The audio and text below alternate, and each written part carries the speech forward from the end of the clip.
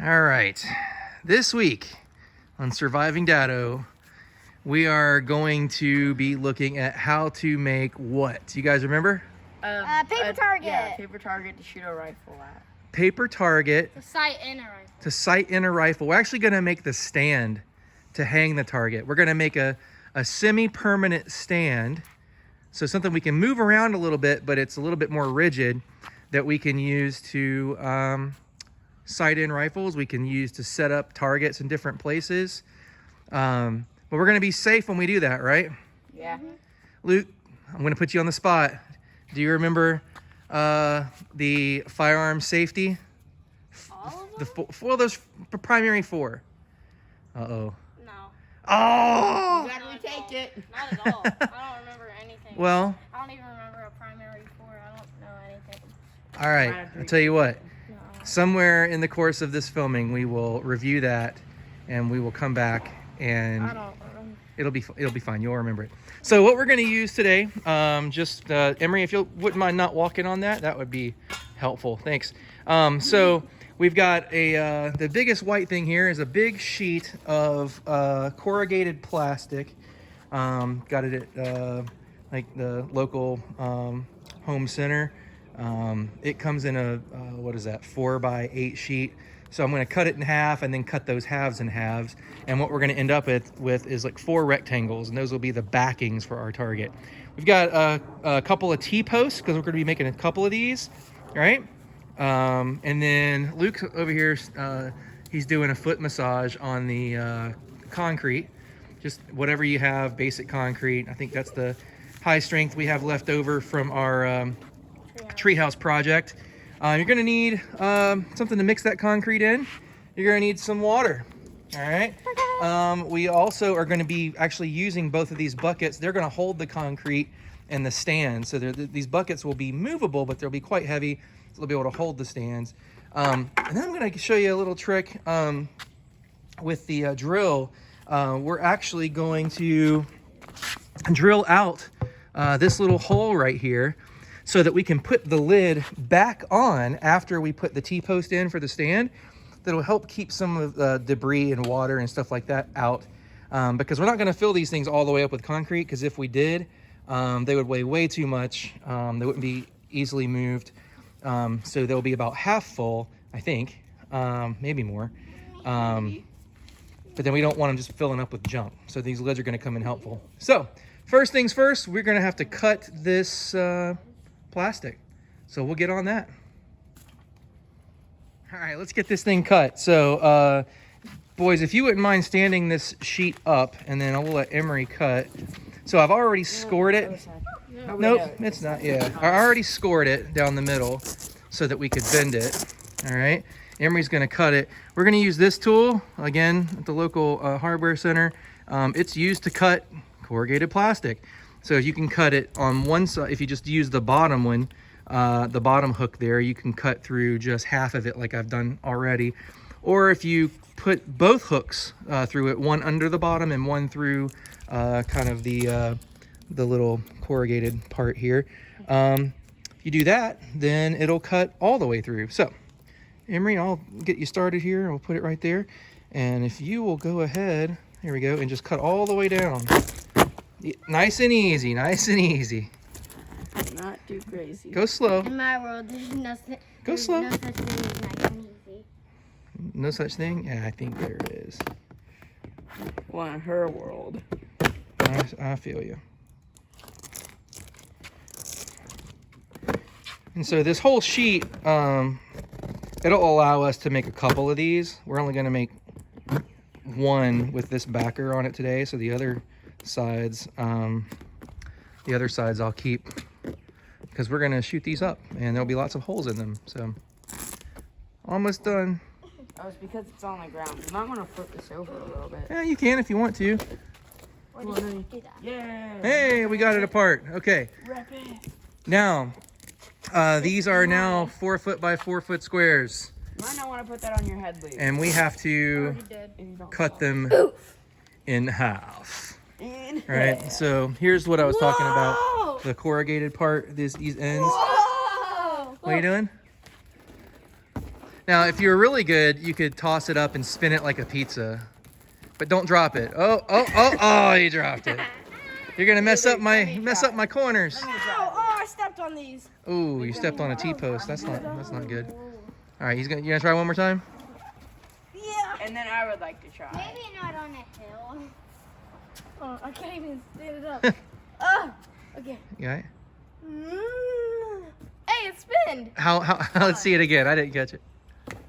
Hey, all I right. almost hit my face. Next up, pizza night. This big board in half, and so now we're cutting down this corrugated piece. So let me pull this up a little bit, and you can see what we're doing. Go ahead and insert it, Luke. Insert that middle, that two, yeah, right there. So that's gonna cut both sides.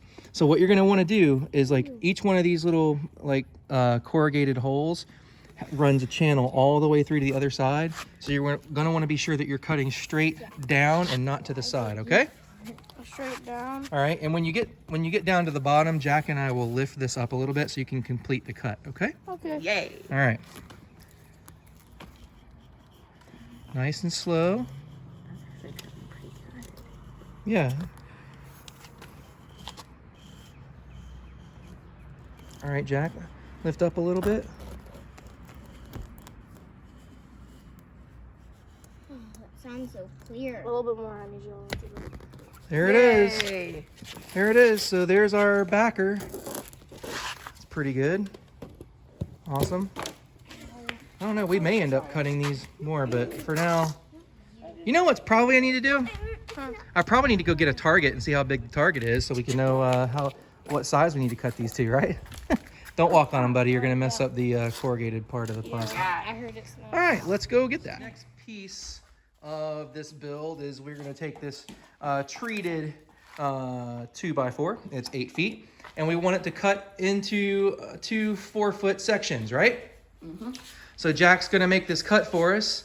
We're going to talk real quick about saw safety because, safety third, but we also want to keep our fingers, yeah? Yeah. I get really scared around saws. It's good to have a healthy fear, right? So what we know is that when we, on this saw, we have like a safety right here. So you got to touch that safety with your thumb, and then you can pull the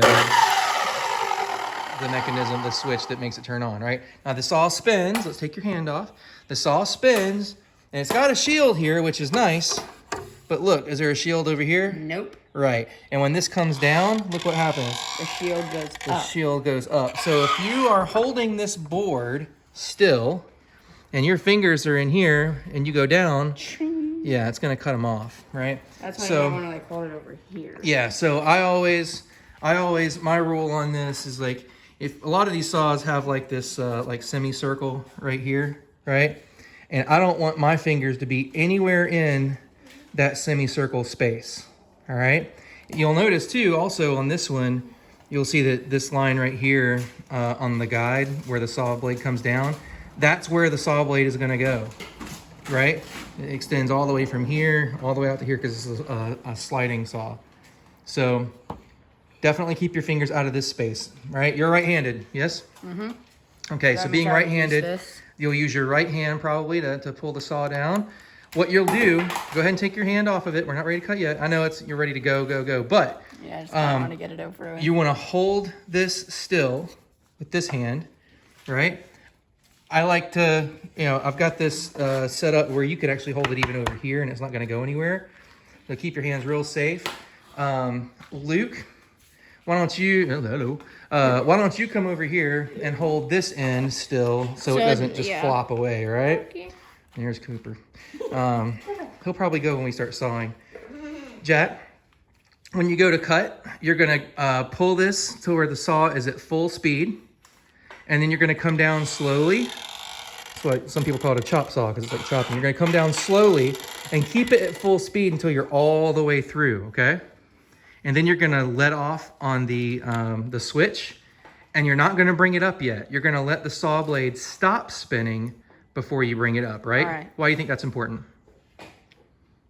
Because it gets really hot, and if you bring it up immediately, it might cut the shield. I don't know. What do you think, Emma? when you bring it up and it's still going, you might like be curious and want to stop it with your fingers or. Sure, or you might just accidentally, because again, this shield doesn't cover that while it's cutting. And so if it's, sure, it's an accident, right? But you don't want to have an accident with a saw. So I always say it's safer to let the saw stop spinning and then let your blade come up than it is to let your blade come up while it's still spinning. Because that whole blade's still exposed, right? And also, just because and just because these are dangerous does not mean the side of it is dangerous too. It is dangerous. Because it can get really hot. Oh yeah. Well, I mean, if this was spinning and your fingers went up in here, it would. Like... Oh man, it would grab your fingers and it'd be a bad day. Yeah. No, grab your fingers and play with them. Well, I don't know about that. Very A dangerous play. All right. Enough talking about the saw safety. I think we've covered most things. You do need eye protection, so we will get eye protection. And then you get that on. All right, cool. Now go ahead and cut. Hey, Jack, you're playing with Cooper. Time to cut. Time to cut. I don't have eye protection. Is that okay? Oh, yeah, we got to get eye protection. Safety third. Now you have eye protection. Okay. All right, go ahead. Full speed. Nice and slow.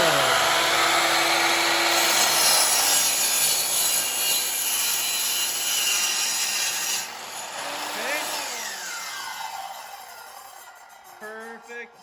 And it stopped. You can let it come up. Great. All right, take off your eye protection.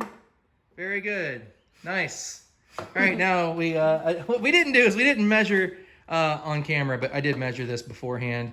So that's good. Also, hey, it's not necessarily necessary here. Necessarily necessary here, because all of you guys understand and know that you don't want to go play with saws. But honestly, parents, if you got kids at home, just do one thing. Just be safe. Unplug the saw when you're not using it. It'll save you a child's foot. It could save you a limb, stitches, Oh, and the only thing it's sign right here that says "Don't touch." Oh yeah. The only thing that's going to cost you is about 2 seconds. So 2 seconds is a good investment in safety. Safety. Third. Seems like in this episode we're talking a whole lot more about safety than ever, but we're still having fun though, right? Look, I stepped on. Huh? I stepped right down. Oh yeah. Oh, and the sawdust. In this safety episode, I'd say instead of safety third, safety second. Okay. Let's get back to the build. Next up, concrete time. All right. So we've got our wheelbarrow that we're going to mix it in, shovel that's going to help us mix it, water, and concrete. Yeah. Concrete. Concrete. Yeah. So we're going to put that in and mix it up. So we started with a little bit of water in here first.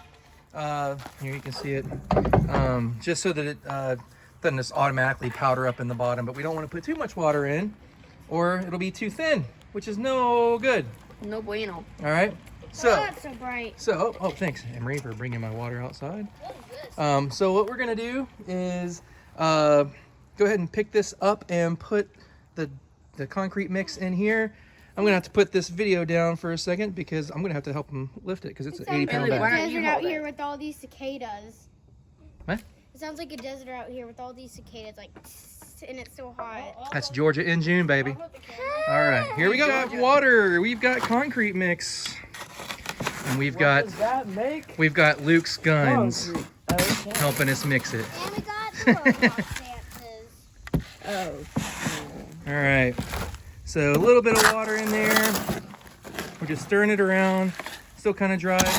Luke, go to the edges and try to get some of that water into the dry stuff. It's kind of like making biscuits.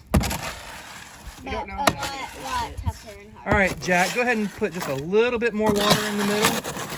Jack's going to bring the water over. It looks like ashes. I like to put my water in a little 5-gallon bucket and we're only going to use a little bit, okay? Like that? Or A little more. That's it. Stop. Shoot. Yeah, we just want to use a little bit. That's probably enough for the rest It of takes it. about a second for the human mind to realize something. Yeah. Okay. Be careful. Don't splash it out. I don't want to be made of concrete. All right. See if you can get that water in there. Yep. Jack don't matter.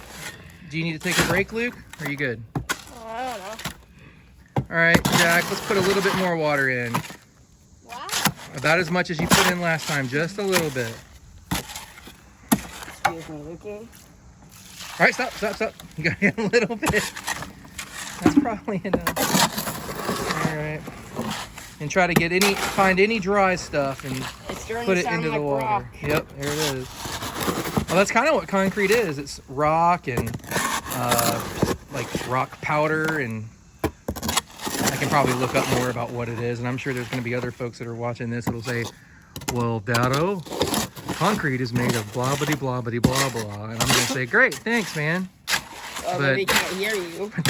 That doesn't really help my my teaching. Someone behind the screen is like, bro, you're being stupid. It's made out of this. Yeah, but you know what? That's just details, right? Sorry, but we can't hear you. It's just details. All right, we're gonna finish mixing this up. Luke is almost done, and then we're gonna pour it into these blue buckets. All right, we'll be back in just a moment.